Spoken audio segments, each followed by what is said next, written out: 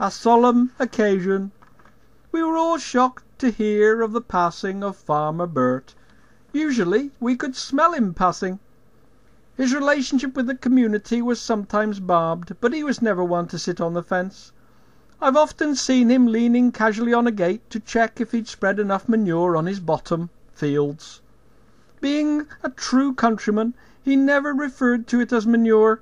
To Bert it was always shipping waste. As a guardian of the countryside, he would always clench his fists and pull terrible faces as he struggled to pass any wind farms. A serious fellow, he barely spoke, his brow was often furrowed, and he wore a baleful expression. He was particularly proud of his genetically modified ears of corn, and his peculiar gait, which was confiscated by the police last week. Bert had a reputation for being hung like a donkey jacket over the wall of the public house on Friday nights.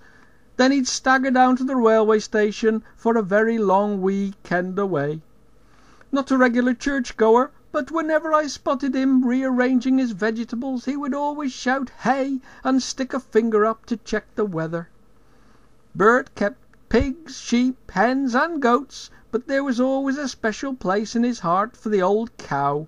His wife, Greta, a Swede, was a full-time slag spreader by trade. She told me that Bert was instantly attracted to her by the size of her enormous bumper on her truck.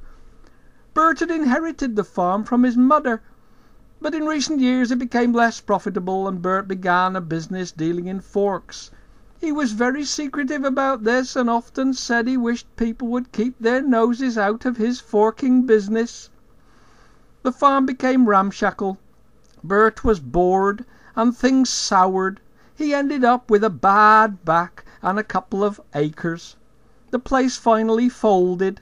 Mercifully, Bert didn't suffer. He met his end peacefully, sinking into a soft cow-patterned duvet. He was probably chaffed at being harvested by the greatest reaper of all. We must not dwell in the pasture.